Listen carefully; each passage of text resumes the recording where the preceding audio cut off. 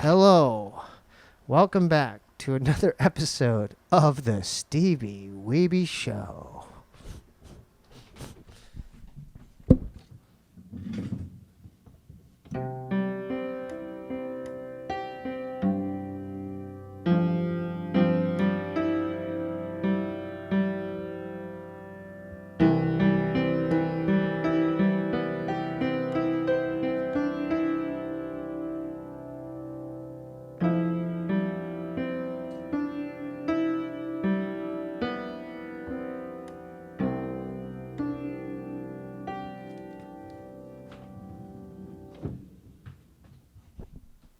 Up a little bit. We have a very special guest tonight. Please welcome the co-founder of Everything Is Terrible. Please welcome Dimitri Simakis. That was the prettiest intro I've ever received. Thank you so much. Wow. Thank you. It's a pleasure to be here. Thank you so much for coming. Thanks for having me. Look, we have a lot to talk about. The Jerry Maguire. I'm so glad you have them. I mean, you've come a long way as far as I mean, look at all these. I mean, these are all your creations. Those are right? That's not even all of them. This is not even all of them. Yeah. Craig, are you happy he's here? I can't lie to you, Craig. He told me he educated me about all this stuff. I'm glad to hear it. Thank you, Craig. And, thank you. There's one particular video that I love Dwayne. Oh, Dwayne. How'd you find him? We love him so much. Well, we've never found Dwayne, first of all. That's the sad news. You never found him. We don't know where he is to this day. We don't know if he's alive or dead. We have no idea. But basically, Dwayne was one of the first it was kind of a meme before that was a word that we all used, right? This was like maybe 07, 08 or something like that. And I just had found a Barbie dance club video from like the late 80s. VHS? On VHS, of course, naturally. That's why I love you guys. Right? You know, it's really the that's why I love really it. The superior quality. I love it. I love the whole aesthetic. How did you start? How did you get the idea to gather all these weird, obscure VHS footage and then come up with edits and how did Everything Is Terrible start? Well, we're definitely not the only ones who do it by any means. Mm-hmm. That is for sure. Mm-hmm. So we were really inspired by folks like Negativland was a huge inspiration. Of course, TV Carnage was gigantic. We had Animal Charm was pretty great. EBN, I knew. Yeah, EBN was like one in college. There was a movie called Sonic Outlaws. I don't know if you've seen it. If you haven't seen it, check it out. Craig Baldwin, this filmmaker. And it's this whole movie about Negativland and this crazy journey they were on. They were sued by U2 for calling their album U2 and whatever, blah, blah, blah. You got to know the whole story. But anyway. Right. So it's this kind of like incredible story about copyright law, and in it, they really just talk about what it's like to kind of take someone's work and then recontextualize it, kind of like make it as postmodern as humanly possible, and just like keep chopping it up and remixing it and doing whatever you really want with it until like you're done with it. Right. That makes sense? No, that makes perfect sense. I mean, it makes more sense watching you're watching the stuff on here. Sure. But it's hard to explain a lot of the time. Yeah. You know? Is it? Who came up? How long have you been doing this sort of thing? Like since the 80s? No, we've been collecting for a long time, but we've been doing it as a collective, which it is a collective of us. There's probably at any given time about 6 or 7 of us, maybe. I don't know. We're kind of like a ska band in that way. Right, It's like there's always, we have people who post daily. Some people come and go. Some people are with us forever. It's so nice. It's great. We got like puppet makers and amazing and musicians and all this kind of stuff. So it's a really nice way for all of us to kind of get together, make these movies, do daily posts, all that sort of thing. Yeah. But also then create other shit like the Jerry Maguire video store and all that stuff. We want to be doing more stunts, you know? And I can't believe you have that. Where did you... Craig, did you buy it from the store? I think that's the only copy in existence ever, right? I don't even know. I'm sure it is because this guy gets he'll find it. Well, I haven't seen it in a couple of years now, so it's beautiful. Thank you for letting me witness it again. He got me these socks as well. Well, there's a real quick funny thing about that. What's so funny? You notice that right there? Yeah. McGuire. Oh. The sock company was like, we're not doing this. We're not going to do this. It's copyright. It has to be parody. So we're like, what if we just do McGuire? And they were like, yeah, it's fine. That was enough for them, too. Oh, right. So it's technically a bootleg. A bootleg of a bootleg, I guess.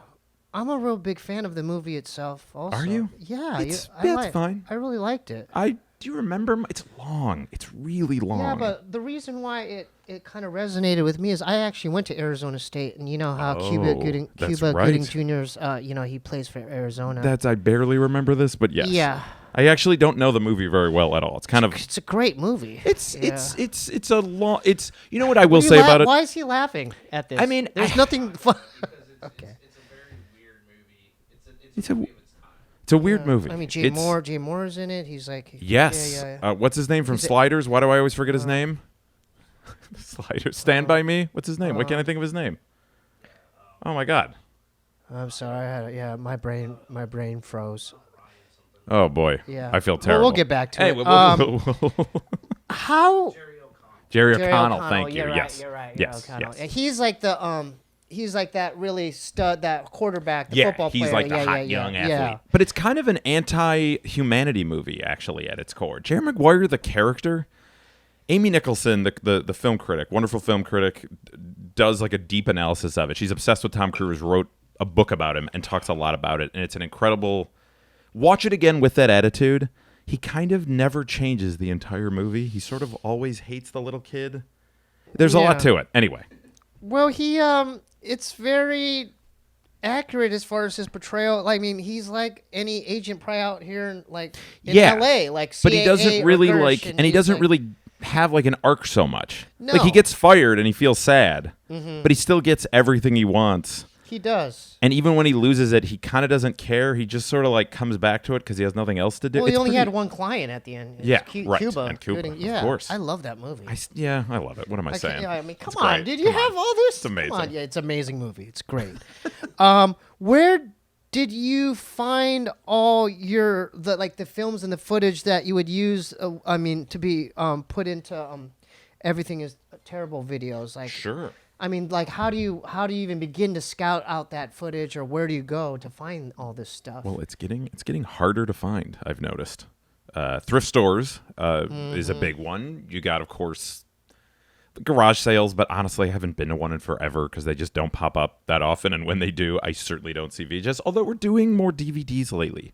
DVDs are kind of becoming the new VHS in a lot of ways. Wow. Because, of course, it makes sense that in the 80s, if there was that explosion of home video, but it was still kind of expensive to actually like make a thing, find like a distributor, or even make a label. It was like, you could do it for very cheap, but to produce it like in mass quantities. But then with like DVD burners, then any film student could just submit. Just do it. So they're all over Amoeba, tons of like record surplus out in Santa Monica, Chicago. What this stuff? All that stuff is from, just your stuff found on Earth. In America somewhere, mostly. So you've sold over like the counter to Amoeba, like one of these videos?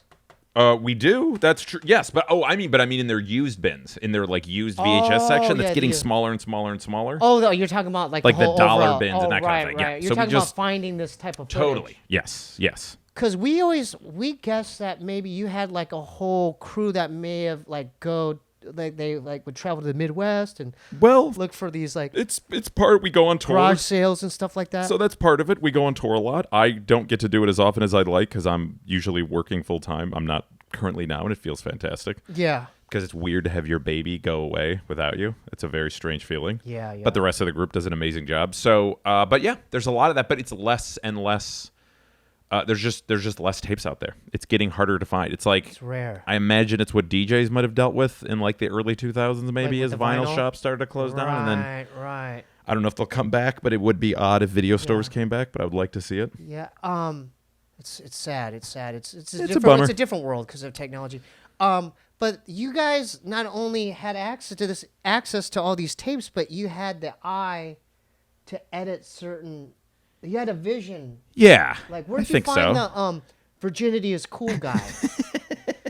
Because that's one of my favorite things ever made. That's one of my favorite things ever. I didn't find that one. That was from the other co-founder, Commodore Gilgamesh. He found that in just a thrift store out here, and it was we were working on our last movie, The Great Satan, which is all of our... Let me find that one. It's there you go. It's right here. Yes. So this is the Great Satan. So that is us. If you really want to see your mind, you've got to be ready to rip your skull open. A quote from the film. So that is taken from about 2,500 satanic panic tapes, if you remember those from the 80s and 90s, especially the 80s. Yeah. Just all sorts of religious kookery, a lot of just like Z-grade movies, a lot of SOV movies shot on video, which are beautiful, shot in camp, like edited in camera, that kind of stuff.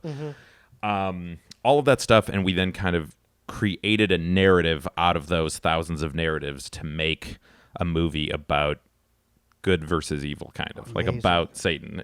That one's pretty intense. Amazing. I got it definitely. So you gave me a copy of that. Oh, Craig, right. have you seen this? Nice. Well, thank you. I'm glad to hear it.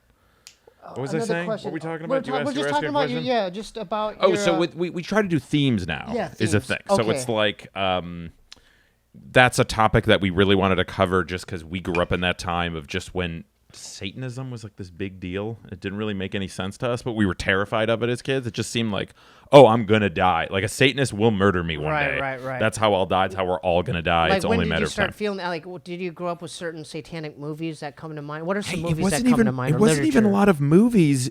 There was some. I mean, there'd be like Stephen King or whatever. There was like It and all that kind of stuff. But it was a lot. The TV one, of course. The I love that Tim Curry movie. That one's incredible. Incredible. That's on VHS. That's actually one of the things. I have it on VHS in my closet somewhere. Well, that VHS is one of the things that inspired us for Everything Is Terrible. Yeah, it had like 4 or something in it, right? There was a 6.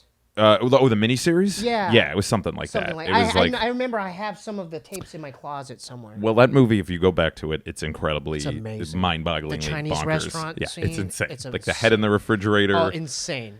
So there was a guy that we knew, like a friend of a friend, that made a video of a supercut kind of cutting it together of that TV movie It, and we thought it was the funniest fucking thing in the world. Like we just watched it in college over and over and over again, and we thought, like, that stuff in TV Carnage and all this, how can we, like, what can we do to sort of like we're finding all this stuff we've been collecting forever, and it's like, well, wait a minute, maybe we should be telling our own stories and like actually making these narratives. So the first movie was just kind of us fucking around. That's just the Everything Is Terrible, the movie. Yeah, this one. Yeah. And so that one's more of just a mixtape. It's I'm still happy with it, but it's a lot. We weren't as good of editors yet. Like, I wanted to ask about that. Yeah. So when did you start? So when did this start originally? Everything Is Terrible. When did you make your first edit? So that was in 2007. That was like the end of 2007. We were a bunch of us were living in Chicago at the time, and I'd moved to LA about then, and we were like, what do we do? We always want to do comedy, but like, yeah, do something different. I don't know. I don't really like. We didn't want to do stand-up or sketch. We did sketch and stuff in college, but it just felt like, I don't know. Who cares? So we knew we wanted to do something with found footage, and then it was like YouTube had just started. So we were like, oh, let's give this a shot and see what happens. And like, maybe we'll make a movie. It'll just be fun to like pass stuff back and forth. And then YouTube got big. People were looking at stuff on YouTube a lot. I think it was honestly just news sites like Boing Boing, Video Gum, Stereo Gum. They were popping off just then. Just they needed content, basically. Yeah. And it was great because it gave us this big confidence boost right away of like, whoa, the CBC called us the greatest website ever. And like Time Magazine was like one of the best websites of whatever Time year. Magazine? I mean, who reads Time Magazine? But it was so weird. But that's a really prestigious literally nothing changed. Like I was like, finally going to get some Time Magazine, representation. Yeah, no, but Time cares. Magazine referred to it was guys. Very nice. It was an honor. But Time it's Magazine, just, man. I think there wasn't a lot of competition at the time. Right. What were you editing on back then, and how is it? What are you editing on now, as far as software? It's honestly pretty much. I'm sure anyone watching who uses editing software, it's Yeah. all Premiere now. We were Final Cut, bros forever. We thought we'd never leave Final Cut, but then the apocalypse happened, and then we all moved up. But I still use the Avid. Oh God, no! I would never. I wouldn't even know what to do with it. Yeah, never. Do you? No, his Do you? friend. His friend uses. Yeah. See, I fuck Avid, right? Because it's so elitist. Premiere. Wait. Final Cut. That's interesting that you said that. Yeah. Why are Avid editors elitist? Well, I'm not saying the Avid editors are or all elitist. The program. The program is explain elitist. Explain what the program is first. So there's a hierarchy of editing software. There's free stuff like iMovie, or I'm sorry, I don't know what the Windows equivalent is. Right? iMovie? Is that the one? Yeah, that's what it's called. Yeah. It's really terrible, but it works. It's cool. If that's all you can afford, awesome. Then there's like Final Cut, which I guess still exists, owned by Apple. Adobe is very interesting stuff. Adobe Premiere, and then there's and those are all fairly. Either you can bootleg them, which I think we all did. That's how we all did it for most of the time. How do you bootleg a editing program? BitTorrent, of course. Okay. You get a. This is okay. You crack it, yeah, yeah. But it's illegal, right? Sure, okay. But you know what? I don't even think they cared because I think then it makes you a devoted customer. Oh, because so you learn you learn it. Because then when I would get jobs at TV, on TV shows and stuff, they were like, "Well, do you know Final Cut?" And it's like, "Yeah, of course." Right, I know it. So there's that, and then there's Avid, which is I don't even know how expensive it was back in the day. How much, Craig? Yeah, thousands. You have to do $3,000-4,000. training. It's like this whole thing. Fuck that. Yeah. I want something I can do on a laptop. Yeah. I'm on. He doesn't like this, but I'm on Adobe Premiere Rush. Is that the one on the iPad or whatever? It's the kid version of Premiere. I've tried it again. I try to be open to it. I just find it so difficult. I just think it's really, really hard to. I'm surprised you edit the show on it. No. We edit on Premiere, but I edit my own little I do a puppet show. Oh, of course, yeah. Yeah, so I edit Lil Ray's World on that. But isn't that a good way to spend the time, just on the toilet or whatever? Right? Because you can just do it. No, I do it on my laptop. Oh, you still do it on the laptop? Can't you do it on the iPhone or on the iPad? I probably. You seem scared. I didn't mean to freak you out. I'm scared because you're making me realize I'm wasting time. I could just do it on my phone. It's editing software is still kind of hard on the phone. It's not hard. It's just I haven't found your niche? My home. Oh, okay, there's plenty of apps. I think even Adobe. There is one for Adobe that's you can basically all I want is put music and video on top of each other. But I can't download off YouTube off the phone. It makes me crazy. Right. Really you need access to all that because the way you work, because you take from so many different things. You need access to everything. Yeah, I really just want a massive database, and it'll never. I mean, it's. We want to build an archive in LA. No one cares about VHS culture. It's like another elitist thing. Okay, another elitist thing. But that's a good thing. I think it's good. It's good. It's good. Cassette tape. I mean. Oh, hey, VHS tape. Oh, see, VHS. There you go. No. Cassette tape. VHS. I think what I'm saying is, I think that's as important. This is an artifact, man. Exactly, but nobody treats it like that. No, but it's kind of like cavemen and hieroglyphics. It's like How so? Well, it's like this is a part of history. You have to honor that. You can't just pretend that these things didn't exist. But don't you feel like people?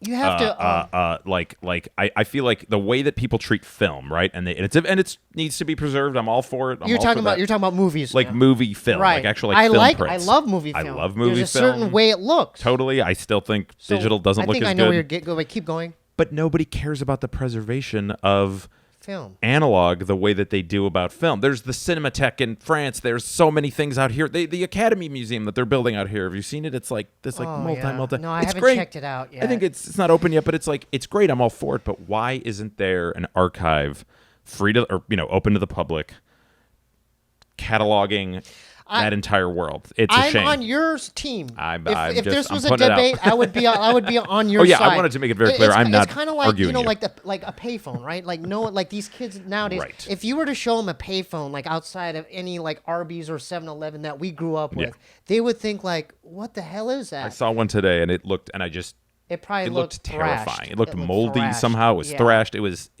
scary. Just something about it was haunting. But it's going back to what we're talking about. But yes. Back then, okay, let's go in a time machine in the DeLorean and back to 1983 or 84. Back then, kids didn't realize they were so spoiled. We have this device that just you could get on the internet. You could do anything you want. But back then, you had to go to 7-Eleven and put a quarter in the thing.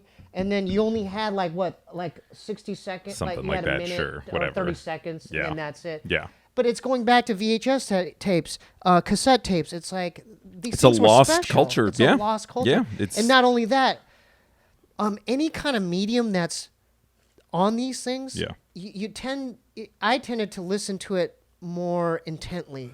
Yeah, I'm weirdly going back to analog stuff, which feels kind of tapes. Yeah, stuff. I'm weirdly going. I bought a nice 4-track cassette player. There you go. That sounds great, and I really like it. And even vinyl, I'm kind of getting back into, which I never thought I'd get into because I just thought I don't have the time or the room or the money, and it's just I've got it all on my phone. But then I did notice that it was that's what it is. I'm missing something. Okay, we grew up in a generation where you had to earn the listen. By the way, I would also take this generation in a heartbeat. By the way, I would too, but I'm so jealous. I know I'm I would not. So incredibly jealous of this generation. You're right. I'm only saying this because I am jealous, and we grew up during the wrong time. But going back to us, like you had to earn that view. Like you had to put it in a machine, press rewind, wait. Oh yeah. Press stop. Same thing with a cassette tape, like for an album. If you want to listen to Boys Don't Cry, The Cure, and it's a song 2 on Standing on the Beach, you would have to rewind and then make sure, okay, I think it's here. Oh, it's not quite there. Rewind a little bit more. Then the art of making a mixtape, of course, was a whole, this beautiful art that I still do kind of miss. Yeah. Again, I'm still very jealous of the youth of today. If I had an iPhone in my pocket, it would be the greatest thing ever. Are you really? Yeah, You're I think really I truly am. Because it's not. I wish I was that spoiled. No, but listen. I understand your point, but in a few years, man, they're gonna be born with like these microchips, I do worry about in their temple. Okay, like remember an example of it is like when you were saying like how we watched tapes or listened to cassettes or whatever. It's like, what about? Remember the first time you saw scrambled porn and just I love that. It was incredible. I love it. It was, and then the one out of every 100 times that you tried it, it just worked somehow, or it was less scrambled. So you kind of see it. That's kind of helped shape us, I think, right? Yeah. In a weird way, because we grew up with Debbie Does Dallas. And especially softcore of like Cinemax, softcore. that era. I love it. Right? I love it. The hairdos, the lingerie. Emmanuel in Space, that was a little later, but still, all the Fred Olen Ray films is a big director of them anyway. But then thinking about if I could watch all the porn the way I could now at like 12 or 13. Yeah. That probably does sound nice, but I don't know what that would do to me. Can I be honest with you? Sure. You know what I had growing up? What's that? So you brought up porn. I did. I had my own, like I hid it away. I created my own porn VHS tape. Oh, but like it wasn't porn. Like a mix, yeah, like it was a mix. like a boner jam, as and they I call had, it. boner jam. Yeah. But I had, remember the movie Reanimator? Of course. So there's scenes from Reanimator. Oh, so this was sort of a Mr. Skin before of its day. It was my own thing. But it was wherever you could find boobs, you collected them. I collected this was your cabinet of curiosities in a sense. It was my personal tape.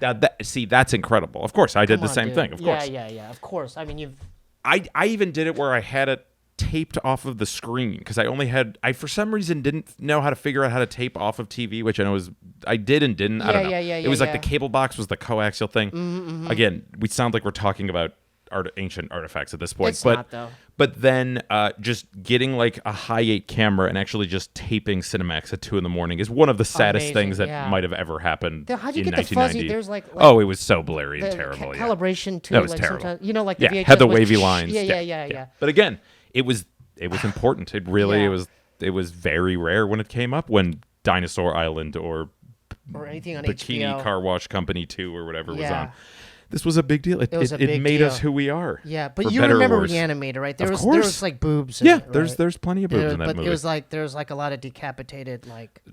Yes, same director like a Dr. of Frankenstein, like the main. He did some weird experiments. I recommend, if you're a fan, see the movie Society that he directed. Okay, let's put that out there. Look in the camera and plug that movie again. Watch Society. I can't remember the year. I'm sorry. It's like 1990. The director again? I'm so sorry. I forget his name. Come on, man. I'm such an asshole. It's really bad that I forgot his name. Yeah, I don't want to get it wrong. But anyway. But those were the movies that we grew up. I mean, at least. But totally. Mm-hmm. So we, mom and pop video stores, that sort of thing. Some cable, sometimes if I was lucky, and then. But I think we were all sort of indoctrinated, right, by something, by just kind of force that we couldn't quite explain. Exactly. What do you feel about this? Because I grew up with Blockbuster Video. Oh sure. So I don't know Blockbuster. When they came to town, I was like.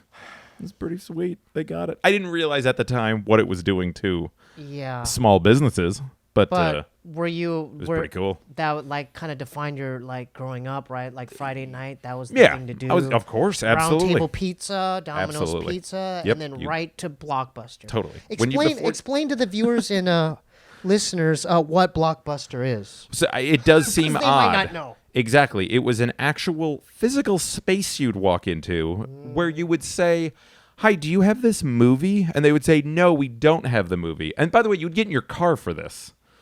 Then you would, or, you have your parents drive you or whatever. And then you would say, okay, they don't have the movie that I wanted to watch. And so you'd either pick another movie or you'd get in your car and go to another store. I remember trying to find Pulp Fiction before, like right when it came out, when it was like $90. Remember, that was another thing. When they sold to video stores, they had them in video stores first just for rental. It was this whole scheme going on from the studios. So if you wanted to buy them, they were like $60 to $100. To buy it, to own it. Because owning it at this point, like 9 months maybe after the movie came out, was very rare. They wanted to make all that money from the video store, so a video store would have to buy 5-6 copies. $500-$600 of one movie. Yeah. And then, sure, put it out there. So, and then it would come out in consumer, whatever. Yeah. So that's what it was for and we were lucky even. Yeah. But that was an interesting era when all of media kind of came together in one place, in a physical space, and we could go with our friends and say, we're going to get some pizza and go to this section. Yeah, I based on the cover. Times, it's pretty democratic. Man. It's pretty cool. Yeah. It was awesome. It was an experience. Yes. Now it's like, with technology, you don't get to experience that, man. I do. Do you guys have Netflix? Like, of course you have Netflix, yeah, right? but of it's course. not the same, man. I keep thinking about canceling it because it's so boring. Like, there's shows on that I want to watch, but I could download those. It's not the same when you're there with your friends and it's like you just got done going to pizza and then you're in here. I think it's a bit. I don't want to complain, but it does seem like there's a bit much. That it's just a barrage of selection. Of selection, and really what I go back to is just older, or not even older, just familiar, kind of comfortable. Yeah, because back then when we grew up and we were actually in a physical space, we would roll the dice on a lot of these movies. Right, of course. That's just how you saw Reanimator, probably by the cover. Yeah. That's a great cover. You'd look at Reanimator, you see the guy in the scientist. Totally, holding that beaker. It's bright green. It's a beautiful case. Or Phantasm, you're like, Phantasm. Oh, yeah. This looks good.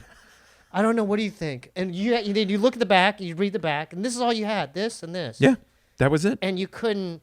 There's no Rotten Tomatoes. And that was up against E.T. and Red Dawn. The Shining and Red Dawn. So, there was like A to Z movies all shoved up against each other, and it was sort of at the discretion of the video store owner. And that was pretty amazing. That was pretty cool. Yeah. But, of course, things have to change. I'm not saying we shouldn't have moved forward. Of course we did. No, it would be nice to have both. I miss Kim's Video in New York, that kind of stuff. I never really experienced much of it out here. Are you from here?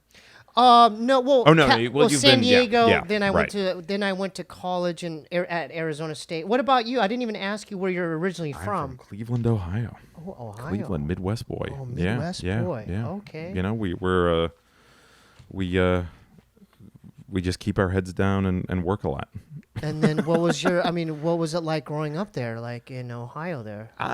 I personally loved it. Any Cleveland folks out there watching, I'm a fan. Mm-hmm. I'm rooting for it. I go home and everyone thinks I'm nuts, but I love going home. I love Cleveland. I think it is a little sad. It's sad. Yeah. It's sort of helped. Gray? Is it gray there? It's very gray. It's comically gray.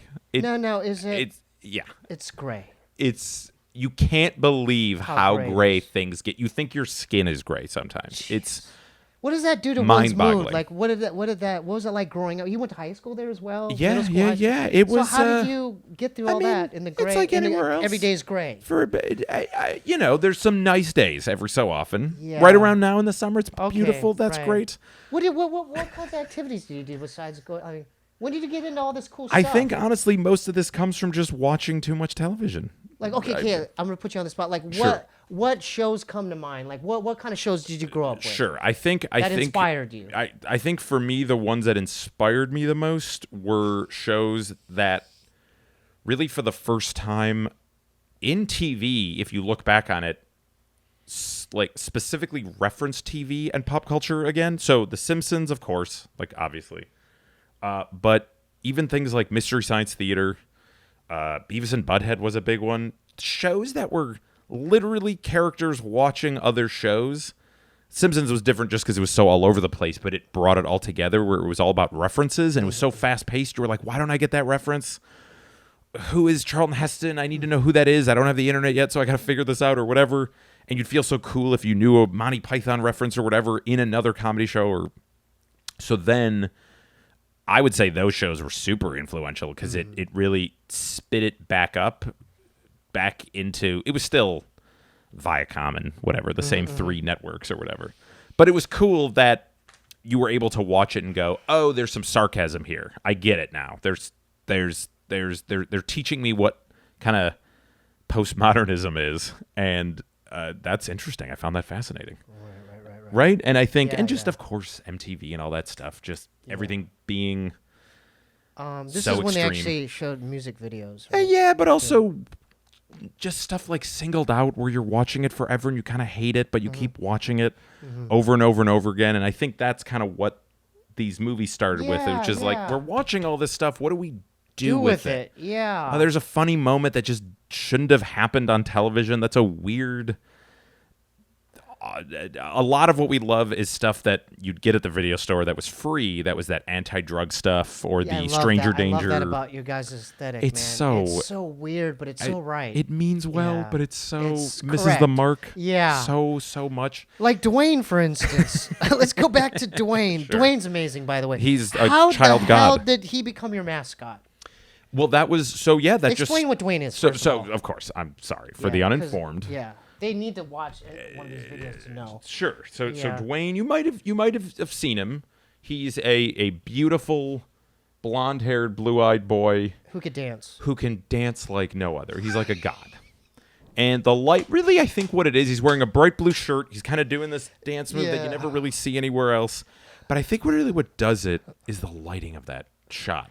It's so heavenly. It feels like a nightclub I would imagine exists in heaven.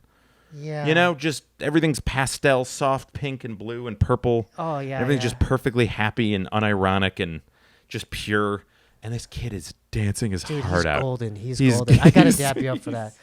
He's literally golden. Dude, you found it like a golden calf. Right and there. So we put it up, and then that became, I guess, a meme before that was a thing. So then we'd see it in GIFs and other videos and just being referenced on message boards and that kind of thing. Just caught on. And we were like, oh, that's so cool that we didn't make it, but we were hopefully one of the first people to like find it and put it out there and give it wings, you know? Dude, and say, hey, this exists somewhere. Yeah, like that's... Dude, there's someone with the Dwayne tattoo. Yeah, I think there might be multiple Dwayne tattoos, yeah.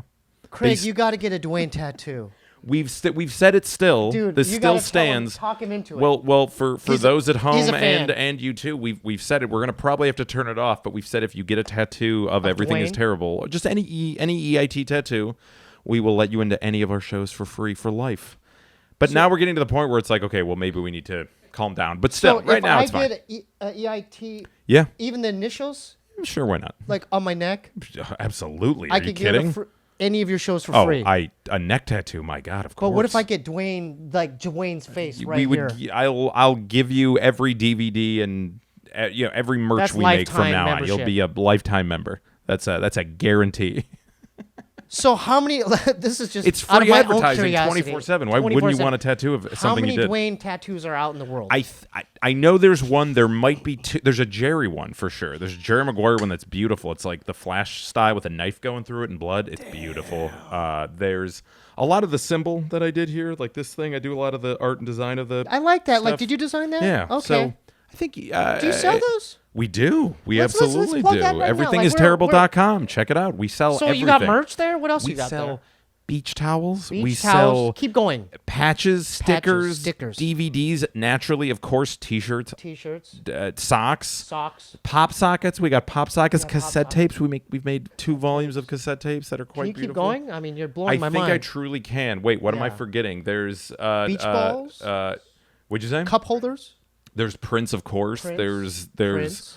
What am I forgetting? There's so many random objects that we just did like beer glasses that are pretty beautiful looking. Yeah, those are nice beanies. This is amazing. And you guys tour, right? And we tour a lot. So tell me about when that started happening and what is it like touring around the world? It's pretty great. I wish I did it more. When was the first tour? The first tour was in 2010. We did some shows in 2009.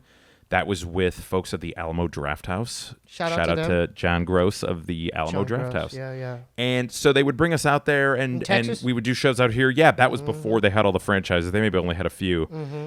And we realized, we love performing, we love editing, but we don't really like our faces so much. We don't really want to be. You look fine. Yeah, but we don't want to be. What's wrong? But we just fine. You're a handsome guy. I don't know why. We don't want it to be about us so much. Like we do, but we don't. If that makes sense. That's fine. That's fair. It's like when I see people like who's a like Dead Mouse or something, right? He covers his face, right? I'm like, I get that. You know what? You want it. It's about mystery. It's like it brings some character to something. Where if it's just like, I'm not putting down DJs, but if you see a guy just like some white dude just.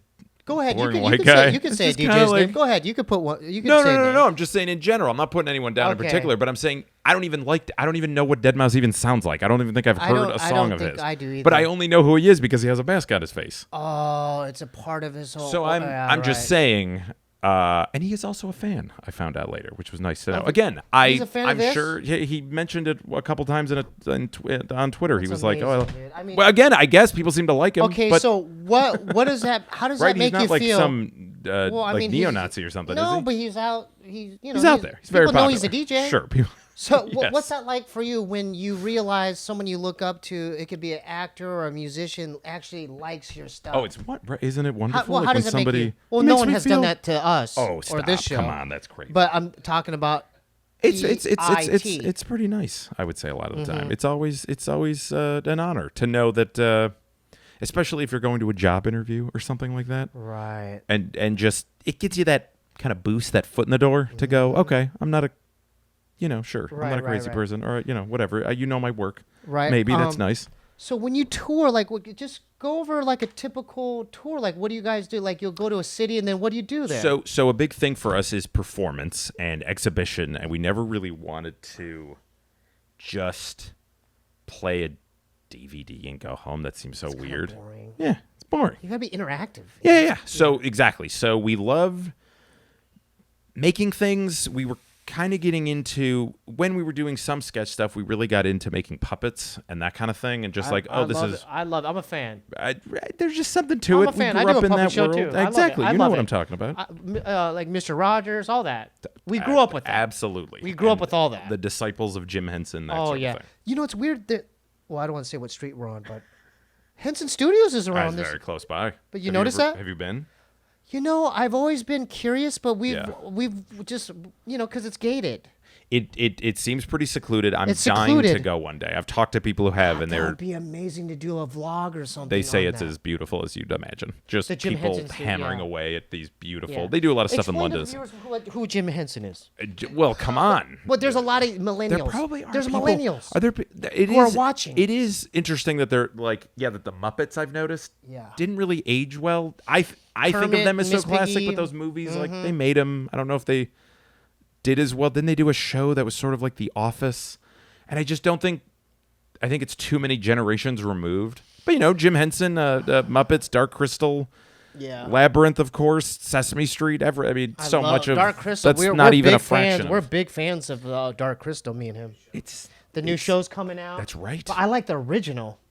The new one does look pretty legit. It looks pretty. It looks pretty accurate. It looks pretty accurate. I was worried they were gonna go. But. They got who's the witch? The Olga. They got her right. Yeah. Olga, and then the Podling. The Gelflings look similar. The Gelflings. And then what are the things that look into the crystal pod? They're the Podlings. No, they're the things that look into the. What were they called? I forget the name. They're called the Podlings. Podlings, sure. Yeah, they look into the crystal and then they're. But there's so much. Again, another thing that makes us sound old, but. An analog creature looks awesome in a movie. It looks great. It looks so. I think they're kind of coming back to that in some horror and stuff like that.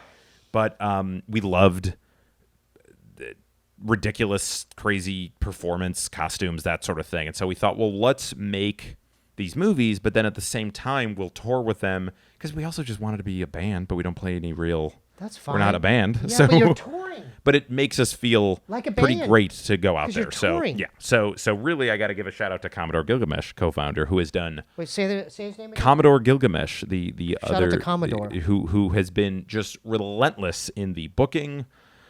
So many shows when I'm doing a day job.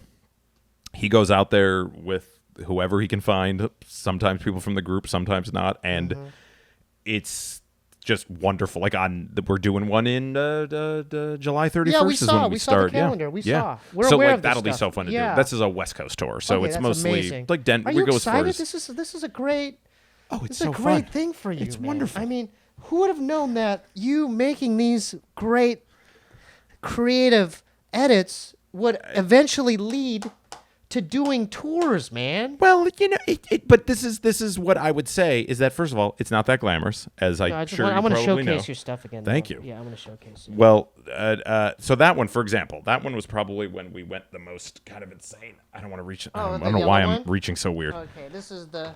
Oh, that's an old one. You bought like a first generation. Dude, this That is we a don't real make fan. we don't make I them mean, in that color dude, anymore. you I don't even know think about I this have guy. one of He those. probably knows what kind of underwear you wear. But keep going. So that one, for example, was our third movie, Okay. and that is a remake of the cult classic, The Holy Mountain. Doggy Woggies. Do you know The Holy Mountain? Okay, no, that's crazy. Okay, no, that's crazy. Okay. I have a question. Okay, specifically about that. Let's hear it. That'll What lead did you into say? it. The Holy Mountain. Question 5, and Craig came up with this. Pay Good work, attention. Craig. Good Pay night. attention. Question 5.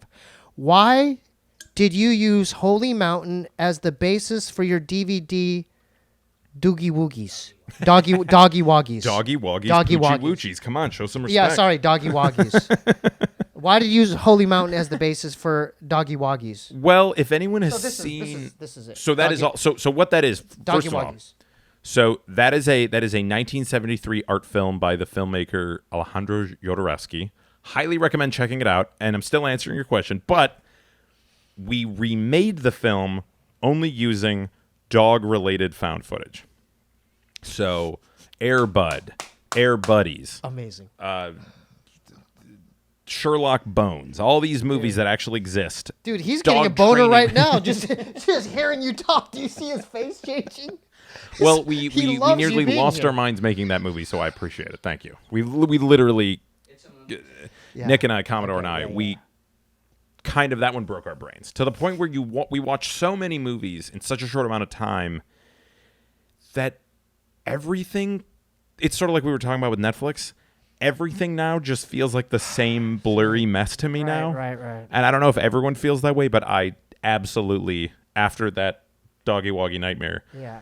So we finished it. Even I've looked back on it, and it's intense. That one. Wait. In what ways? The editing, like the time put into it? Yeah, we edited it a little too. We're very inspired by another big inspiration who we've worked with later, which was an honor with PFFR, Vernon Chapman, and John Lee. They created Wonder Chosen. I'm sure wow. Well, he knows. for fans sure. know the Yeah, show. It was yeah. hugely inspirational. Xavier, Renegade Angel, tons of other stuff. So where was I going with that? Oh, so then we actually made the movie. Once we made the movie, we then went on the road for about 3 months, just dressed as sort of Chuck E. Cheese style. That's amazing. Stuffed, Yeah. basically furries is what we Yeah, realized. yeah. And then- halfway through the tour, Yeah, we love realized, Chuck E. Cheese. this is a thing. Furries are a thing. And then what's the other pizza place? And Showbiz Pizza. Showbiz Pizza. Yeah, That was yeah, the other one. That was yeah. their That competitor. was the original, and then Showbiz Pizza. Chuck E. Cheese Took over. swallowed them up. Yeah. Continue though. I didn't want to cut. So that's basically what we do. Is for every one of our movies, we then pick a theme, do a live show based on that theme, and then go on the road with it. Do all sorts of performances. We're going to do Europe, I think, finally in October. We're hopefully for a month, maybe. It's so crazy. Dude, it's like Broadway almost. It feels like Isn't it like a weird? It's like a version of Broadway. But it's nice that you can just- do it all. Everybody watching this who has like a channel, it's so rare that people actually go out in the real world and perform. So when we first started, it was really difficult to sell what we. Clearly, it's hard to explain what we do. Yeah, you have to And- see it. Yeah, You have to do. actually experience it. Sure. Right? Okay, keep going. And it was difficult to explain. So we would go to venues and they'd say, "Well, wait, are you a band? Are you a stand-up act? What do you do?" And then over the Right. years, it's been really helpful with things like podcasts. Honestly, really opened it up. Where now there's all these sorts of different performances at places like the Regent where we perform, and where 5 years ago. I don't think the region existed 5 years ago, but if it did, it would have seemed crazy. It would have been that's where the Insane Clown Posse performs. Right, so I can't, right. How could we ever make it there? But you're doing it. So yeah, so it's been easier the longer we do it, and it's just the fact that really, what's stopping us from doing it? You know, when you make a movie, it's how you sell it, and that's our way of selling. We never had we have like distribution of record stores and stuff like that, but we've never had a major studio backing us. Right. Sure. And so you just have to do it yourself, and it works. It turns out, you can do okay. Obviously, it's working great for you guys. It's been nice, yeah. So okay, let's really pump out this upcoming tour of yours. I'm getting excited about just hearing you talk about it. So where could because this is going to drop right before that, right? Well, we've got a couple things. Let's start doing that because we're let's. Oh sure, yeah. We got some time, but let's get some major bullet points. Go ahead. We're opening up a store in East LA, 754 South Atlantic Boulevard, July 6th. Like 8 or 9 p.m. Come on out.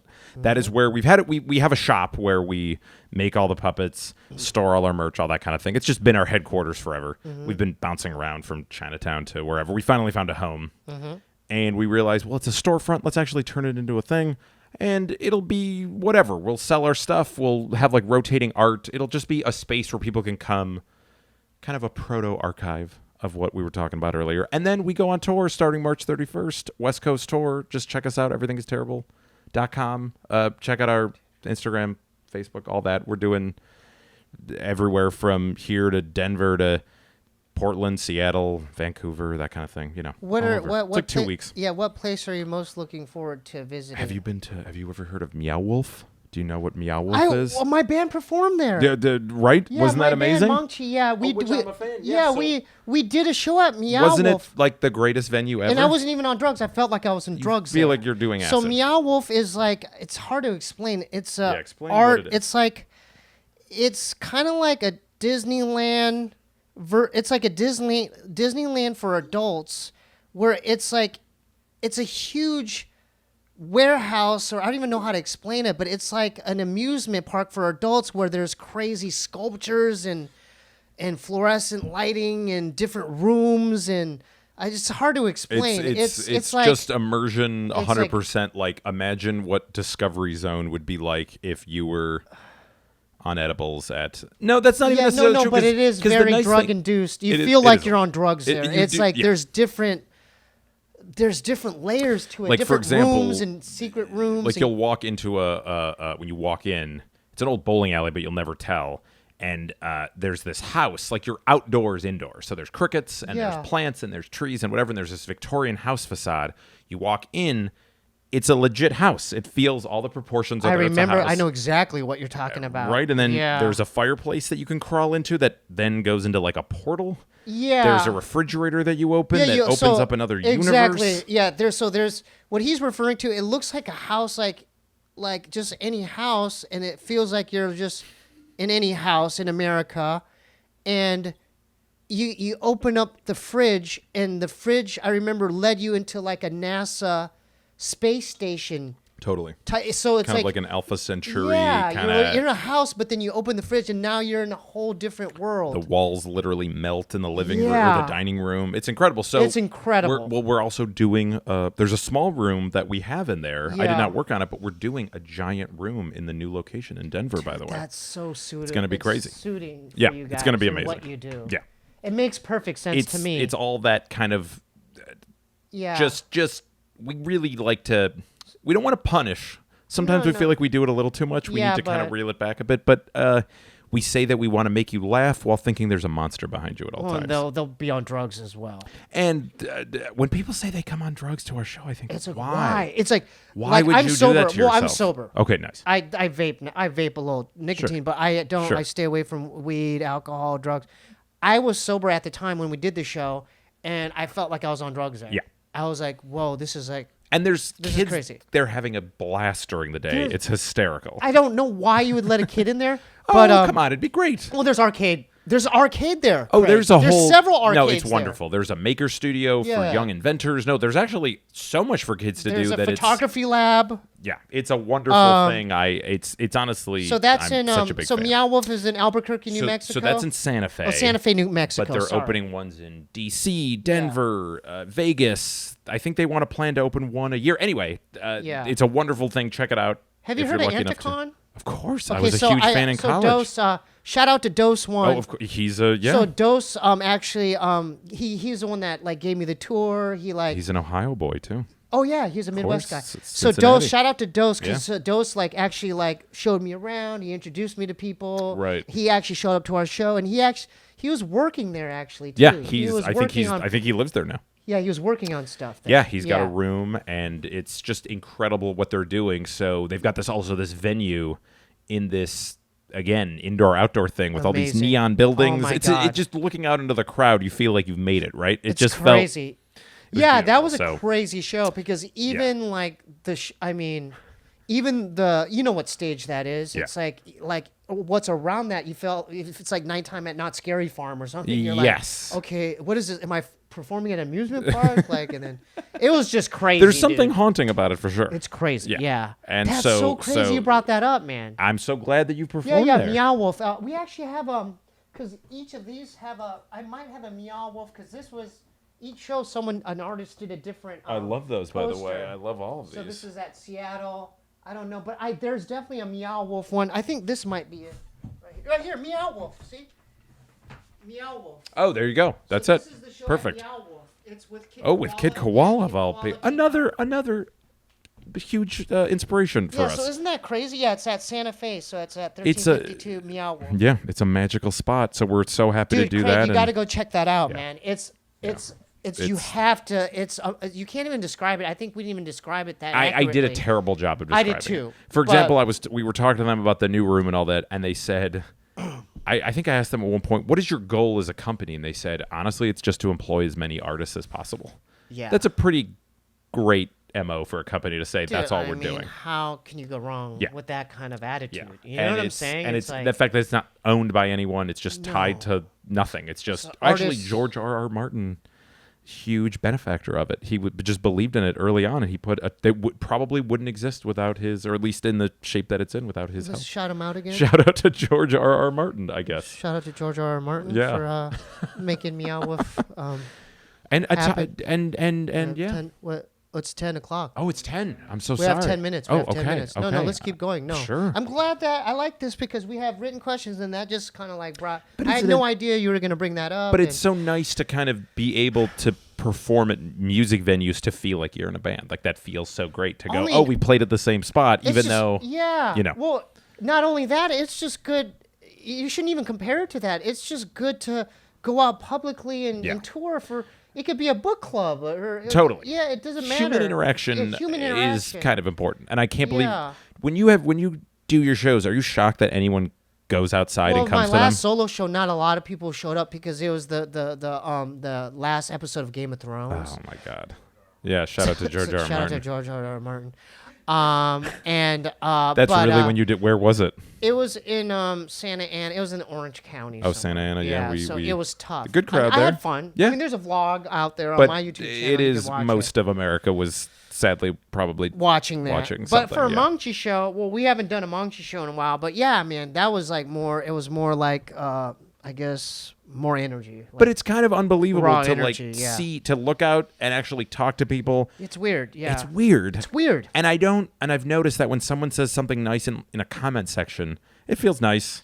Of course, people will say stuff. Yeah, And it's because we're the type of people we're like reclusive. Like I'm a recluse. Oh yeah, so I'm a big I recluse. make it like Gollum, like I'm Gollum in the cave. Yeah, totally. And I'll do it, but then I don't expect that whatever I'm making will get out to this person. It's and then mind-boggling. They're showing up to a place like, hey, I like the thing you made in the cave. When people say things like, "Oh, I've been watching your stuff since high school or middle school," what does that make you feel like? It's incredible. It's crazy. It also makes us feel very old. But still, it's this wonderful thing of this thing that we made. Like, there's nothing more solitary. Well, not nothing, but one of the most solitary things you can do in art, in my limited experience, is editing. It's like I draw too, but it's like there's something about editing where You can't put on headphones to listen to a podcast. You have to scrub through footage, and it kind of drives you crazy. You sort of, your mind wanders and it goes in all these different places, but there's so much control over it that you have.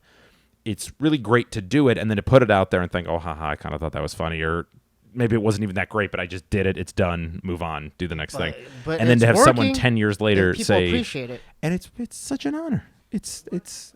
Go ahead, Craig. Sure. How do you make your creative decisions for editing, and then like you guys do some like visual effects too? Yeah. How do you decide that? I mean, Well, Craig was saying, how do you make your creative decisions editing and visual effects? I think a lot of it now, like for the last movie, Great Satan, that was me and Commodore Gilgamesh and the other guy, Wrong Man, he goes by. Shout out to Wrong Man. He's the one who found So Your Cat Wants a Massage. That's his claim to fame. Who did the artwork for it? So this is amazing. I'm just curious. I love it. Can I show you something? I love quick? it. Can I grab my bag? Yeah, please do. So I actually literally just got this in the mail as I was coming here, and okay. So what that is I love it. It's amazing. That is an artist from Ghana, and so what happened was from Africa. So what happened was this book here. I highly recommend this. I'm giving this a shout out as I've held it in my hand for about 5 minutes before I got here. Called Deadly Prey.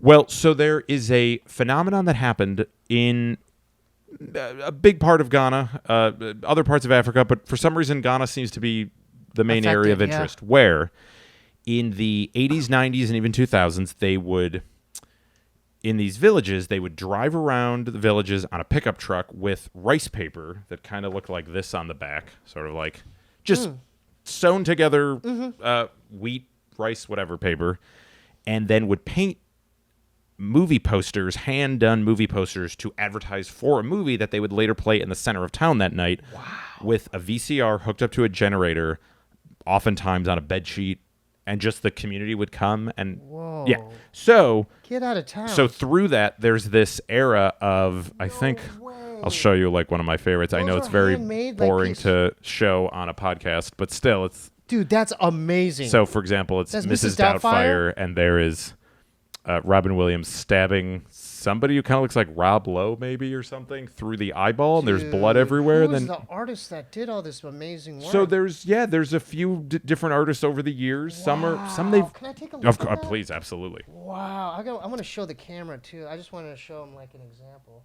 Look at this Death Wish one. Is that coming in? Yeah. We think of it as really perfect folk art in our opinion. It's just the most pure form of. I love it. Its aesthetic is awesome. It's when pure. Another culture reinterprets American culture. Now, what they did especially, so the reason why that book is Deadly Prey, which is I have a Deadly Prey Ghana poster hanging above my bed, a shirtless dude, muscly dude with a knife in his hand. Yeah. Because for some reason, for obvious reasons, I think. Oh my God, Miami Vice. Yes, that's yes. beautiful. So they would.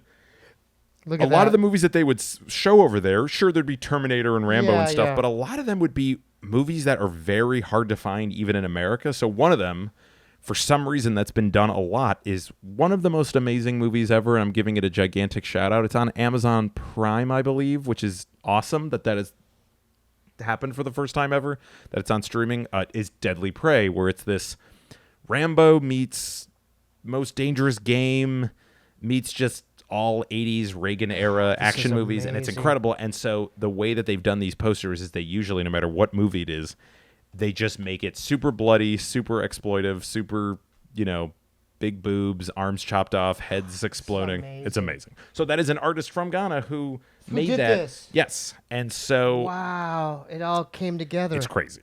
It's wild. So that one, I of course foregoed making this any. Is so cool. It's Oh rad. I was glad to bring it with me, but it's. And so anyway, we did that even answer your? Not at all. That didn't answer your question at No, all. no, because you asked where the artwork came from. It was cool what you said. In all fairness, you did ask where the artwork came from. Yeah. But we pick a theme, and now at this point, me and Commodore and Wrongman, we kind of are in sync with each other, so we'll edit sections, come together. It's like an album, kind of. You just go, let's cut that. Wait, I've got the perfect clip that I found. Let's add that here. And we just do it over and over. It's sort of, we describe it as, you're making a puzzle out of thousands of other puzzles, and you decide when the puzzle is done. So it's very... I don't know if that describes it at all. That should be a movie poster. But it's very frustrating. Yeah, that should be a quote. That should be, if it... Like a philosophical maybe quote. put that on my tombstone or something. But you should. Yeah. Say that one more time. I love the sound of it. Well, I don't even know how to describe it. No, you just say exactly how you said it. Like just making now. a puzzle out of thousands of other puzzles, but there is no final image of the puzzle until you say it's done. I sort of fucked it up. I think I said it better the first time, probably. But you get what I'm saying. So that's the most beautiful thing I heard today. Well, thank you. Dude, can I give it? Thank you so much. I appreciate it. So that's really what it is. You know, it's like that's life. Kid Koala does a lot of it. Avalanches. Oh yeah. A huge inspiration for me, at least, was since I left you. Was like he's like Mozart on the tape. Totally. Oh my god. Totally. Paul's Boutique, another thing where it's like taking thousands of things. I'm glad you brought that up. So, cause you know, Money Mark did a lot of music for Monk. Oh my god, that's right. They did a Check Your Head. There's a documentary on I guess Ill Communication. Yeah. Check one of the two, but a lot. You know what? You said Paul's Boutique, but that's the album that everyone ignored.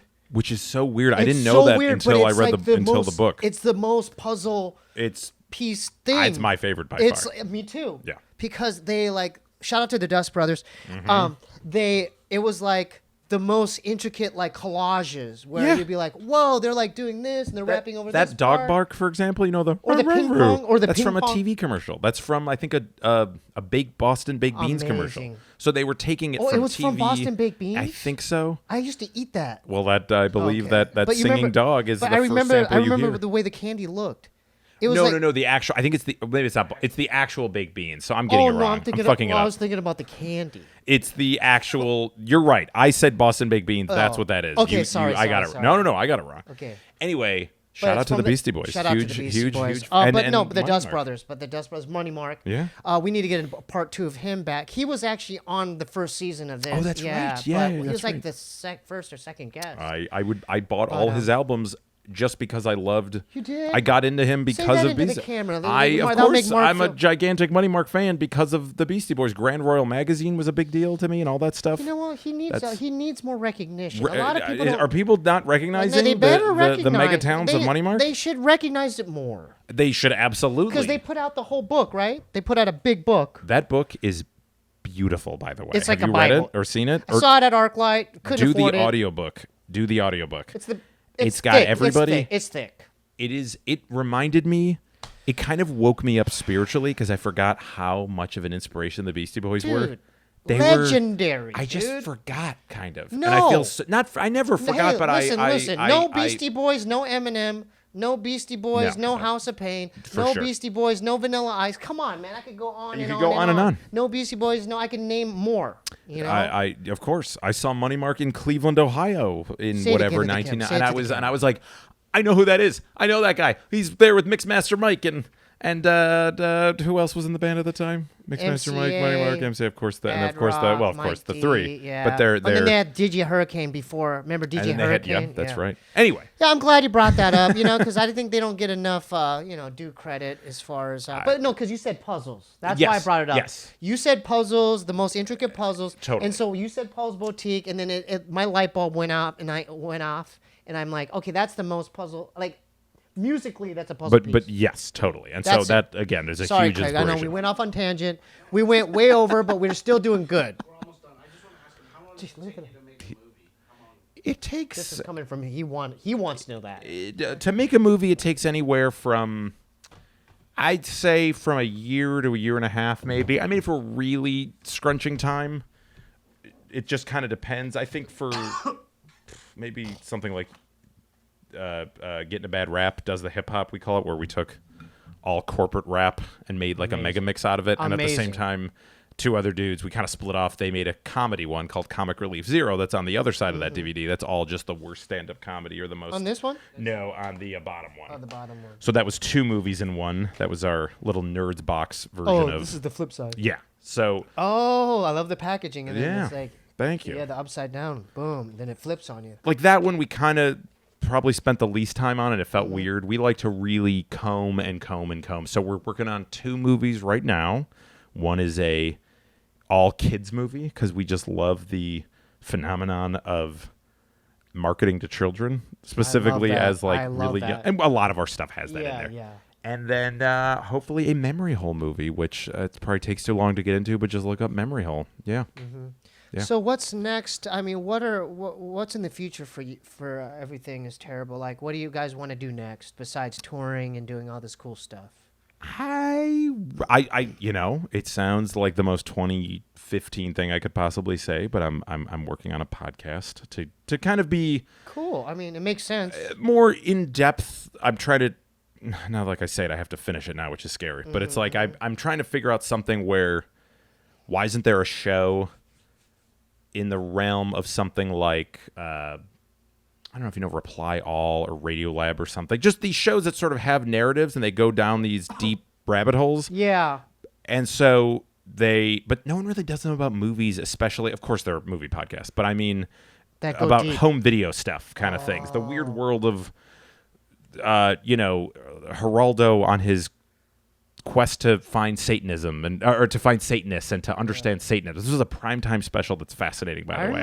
You know what I'm talking. I remember Geraldo Rivera. Check out Geraldo Rivera's primetime special. It was called Satanism Exposed. Amazing. It's like brutal true crime on primetime television in like the late 80s. So all that kind of stuff was obviously a huge inspiration, and I think the next. So I want to go down that world and actually kind of uncover some of that stuff, and then the memory hole movie is the big one for us that we're trying to move forward along in the. And it's slow, but we're actually trying to get it.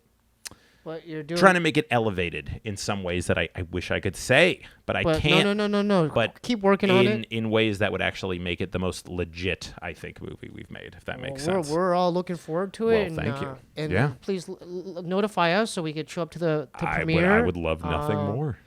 And we'll definitely we'll support it. Anything, everything is terrible. We support here at the Steebee Weebee Show. Well, thank you so much for having me. I loved it. We got to do more.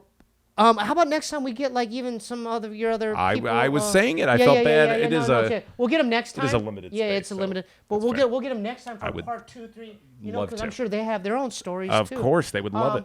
Can we go over like your because you have your own plug all the Instagrams affiliated with this. Fine. Just not about me. Everything is terrible. Just check us out. We're on everything. I still miss Vine so much. Everything is terrible. We're not on TikTok. Should we be on TikTok? Are you on TikTok? No.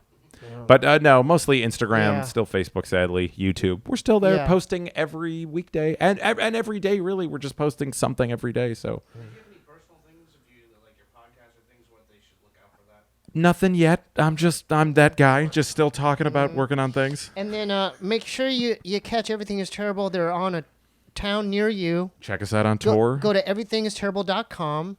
As far as looking at the itineraries, will be up there. But all that stuff's on our social too. Yeah, okay. So look out for that. Show up. Buy your tickets. Show up. Yeah. Okay. And then buy all this stuff on the website as well.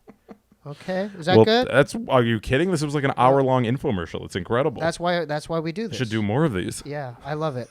So shout out to Dimitri Simakis again from Everything Is Terrible. He's always welcome back. And everyone else is invited back as well, affiliated with the show. Wonderful. We have a Patreon affiliated with the Steebee Weebee Show. We have 2 new patrons this week, Jacob Young and Izzy Marley. Shout out to the people who bought music off my Bandcamp, SteebeeWeebieBandcamp.com, Izzy Marley, again, and Alex Cortez. Okay. If you want to become... make a pledge on my Patreon, go to patreon.com/SteebieWeebie, Instagram /QUANGOU. I'm working on my website. It should be out when this airs, maybe not. I'll let you know. It's not quite there yet. Yeah, SteebieWeebieShow.com. There you go. SteebieWeebieShow.com. I'm working on it. Do you know it's taking me this long to get merch? It's almost 3 years. You'll get addicted, though. Be careful. I know. Okay, we'll talk after about that. I'm doing a new vlog series called Steebee's P.O. Box where I reveal. I unbox stuff. I open packages in front of camera. So if you want to send packages, send your packages to 1425 North Cherokee Avenue, P.O. Box 1391, LA, California 90093. Check out my man Necro Electric podcast, my man Sean Skeleton's podcast, and then Lasco Projects, my homie Nathaniel's, and then WFE. Will you support the homies as well? Support the homies. So those three are the affiliate. Yeah, we're working on a live Q&A. We're working on it. And we're working on a lot more. Yeah, we're a lot more content. Don't worry about it. Just stay with us. Stay with us. Be patient with us, and we're going to be delivering some content to you. All right? We're working on it. We're not just sitting here, scratching our balls. We're like working on stuff. Okay? Yeah. With that being said, thanks so much, man. Thank you so much for having me. This was a pleasure. This was wonderful. Thank you. It's time for Lil Ray's World. Welcome to Lil Ray's World Show. All I gotta say is kids' minds must grow. I got abducted by some aliens dropped in snow. Whoa. Stuck into a world I do not know. So join me in adventures now. And I promise not to have a cow. My name is Little Ray. Hey, hey. My name is Little Ray. Hey, hey, hey. So welcome to my world. To all the boys and girls. Welcome to Little Ray's World. Hee-haw! Well, what the hell do we got here, Beep? Looks like a goddamn huge cricket, man. Hey, partner, what's going on there? Cricket, cricket, cricket, cricket, cricket, cricket, cricket, cricket, cricket, cricket. All right, let me see if I heard this correctly, man. You were a cricket player named Wilson Chandler, and you actually died playing a game of cricket. The ball hit you right on the forehead. Is that correct? What else happened, man? Cricket, cricket, cricket, cricket, cricket, cricket, cricket. All right, so you were rushed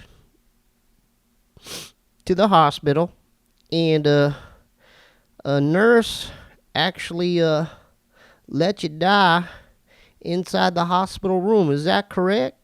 Cricket, cricket, cricket, cricket, cricket, cricket. And so, that's really sad, man. It was an unattentive nurse who let you just die, and then now you were a cricket player. But look at you now. You actually are a cricket. So, you could hang out with me and Beep all you'd like, sir. Because I actually like the sounds of crickets, and me and Beep wrote a song about you. It goes like this, partner.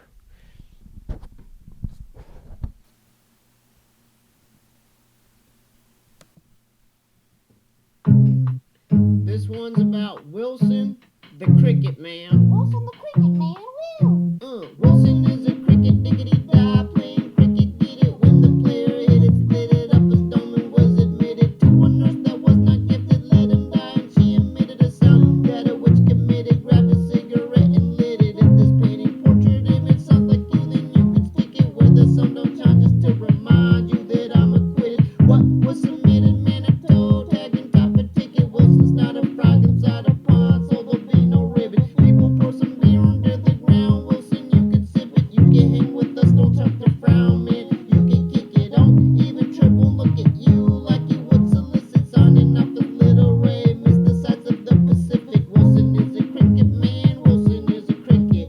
Wilson is a cricket man. Wilson is a cricket.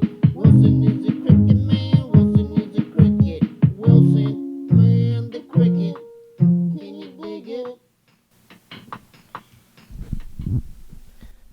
Join us again in about 2 weeks or so for another episode of Little Ray's World, man. And make sure you go to SteebieWeebieBandcamp.com and get some of that awesome music, man. Let's get her done and see y'all later.